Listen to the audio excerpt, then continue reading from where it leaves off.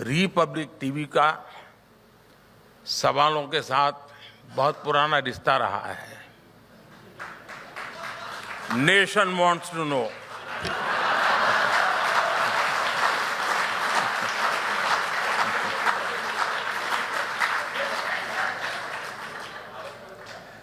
और ये कहते कहते आप लोग अच्छों के पसीने छुड़ा दिए हैं। पहले देश में सवाल होता था कि आज देश कहां है, देश किस हालत में है। लेकिन देखिए बीते 10 वर्षों में ये सवाल कैसे बदल गए हैं। 10 साल पहले लोग बोलते थे हमारी इकोनॉमी का अब क्या होगा।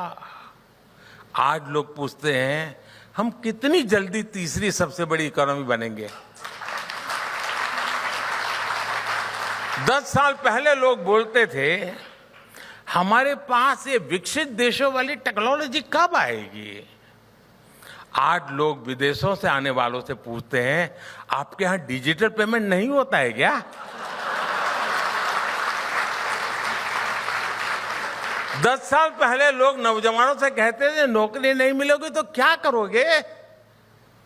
आज लोग नौजवानों से पूछते हैं तुम्हारा स्टार्टअप कैसा चल रहा है।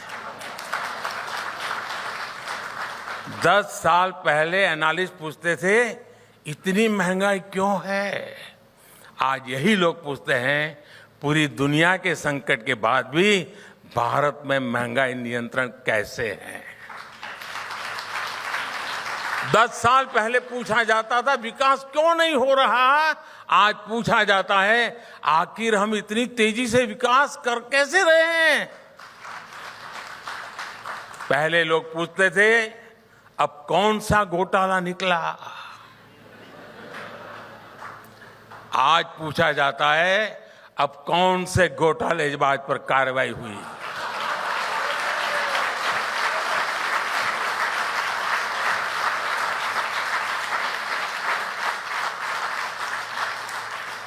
पहले मीडिया के साथी पूछते थे कहां है बिग बैंग रिफॉर्म्स, आज पूछा जाता है इलेक्शन टाइम बजट में भी रिफॉर्म्स कैसे आ रहे हैं। 10 साल पहले लोग पूछते थे जम्मू कश्मीर से आर्टिकल 370 कभी खत्म होगा क्या, आज पूछा जाता है कश्मीर में कितने पर्यटक आए, कश्मीर में कितना निवेश आया। वैसे मैं आज सुबह ही श्रीनगर में था, अनेकों नई परियोजनाओं का शिलान्यास करके और लोकार्पण करके आया हूं। और आज नजारा ही कुछ और था दोस्तों। 40 साल से मेरा उस धरती से नाता रहा है। आज मैंने अलग मिजाज देखा, अलग रूप देखा, सपने देखे, आत्मविश्वास से भरे हुए लोग देखे मैंने। साथियों, दशकों तक सरकारों ने जिन्हें कमजोर मानकर, लायबिलिटी मानकर छोड़ दिया, इन 10 वर्षों में हमने उनकी जिम्मेदारी लेने का काम किया है। इसलिए मैं कहता हूं जिसका कोई नहीं मोदी उसके साथ खड़ा है।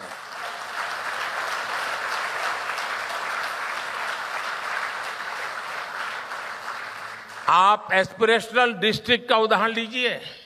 वर्षों तक इन जिलों को, यहां रहने वाले करोड़ों देशवासियों को पिछड़ा बताकर भाग्य के भरोसे छोड़ दिया गया था। ये पिछड़ा इलाका है। हमारी सरकार ने ना सिर्फ सोच बदली बल्कि अप्रोच भी बदला और साथ साथ उनका भाग्य भी बदला। इसी तरह हमारे बॉर्डर किनारे के जिले और वहां के रहने वालों की भी जिंदगी थी। पहले की सरकारों की नीति थी कि सीमा से सटे इलाकों का विकास ना हो, ऑफिशियल कहते थे विकास ना हो। इस नीति के कारण वहां रहने वाले लोगों को भी परेशानी होती थी, पलायन होता था। हमने वाइब्रेंट विलेजेस प्रोग्राम शुरू किया जिससे कि लोग सशक्त हो और इलाकों की स्थितियां बदले। दिव्यांगों का उदाहरण देखिए, वर्षों तक इन पर किसी ने ध्यान नहीं दिया क्योंकि ये वोट बैंक नहीं थे। हमने ना सिर्फ दिव्यांगों को हर क्षेत्र में प्राथमिकता दी, बल्कि लोगों की सोच भी बदली। आप हैरान हो जाएंगे जी, मैं कहूंगा ये ऑडियंस को तो शायद बेचैनी हो जाएगी। हमारे यहाँ राज्यों में लैंग्वेज अपने अपने तरीके से विकसित हुई, विविधता है, गर्व का विषय है। लेकिन हमारे जो स्पेशली एबल्ड लोग हैं, जिनको सुनने बोलने की दिक्कत है, उनके लिए साइनेजेज की जरूरत होती है। आप हैरान होंगे, हमारे देश में साइनेजेज भी अलग अलग प्रकार के चलते थे। अब मुझे बताइए कि दिल्ली का आदमी जयपुर जाए और सामने वाला दूसरी साइनेजेज से बात करेगा तो क्या होगा उसका? आजादी के इतने सालों के बाद मैंने उस काम को किया, कमेटी बिठाई, और आज पूरे देश में मेरे दिव्यांग जनों के लिए एक ही प्रकार के साइनेजेज पढ़ाए जाते हैं। बात छोटी लगेगी लोगों, लेकिन जब एक संवेदनशील सरकार होती है ना, तब उसकी सोच, उसका अप्रोच जमीन से जुड़ा हुआ होता है, जड़ों से जुड़ा हुआ होता है और जनों से जुड़ा हुआ होता है।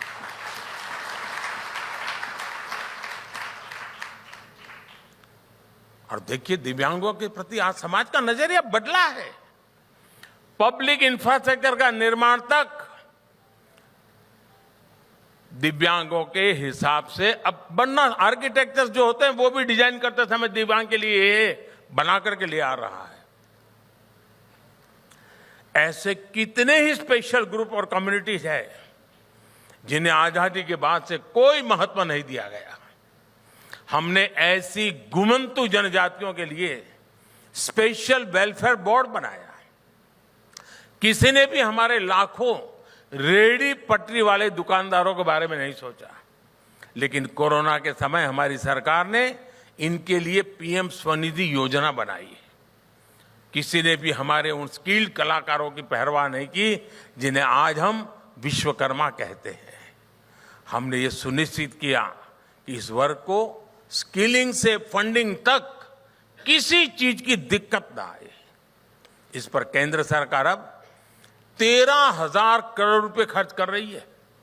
साथियों, रिपब्लिक टीवी की टीम जानती है कि हर उपलब्धि के पीछे मेहनत, विजन और संकल्पों की एक लंबी यात्रा होती है, जो अभी अर्नब ने भी थोड़ा बहुत ट्रेलर दिखाया हमको। भारत भी अपनी इस यात्रा में तेज गति से आगे बढ़ रहा है। अगले डेकेड में भारत जिस ऊंचाई पर होगा वो अभूतपूर्व होगी, अकल्पनीय होगी। और ये भी मोदी की गारंटी है।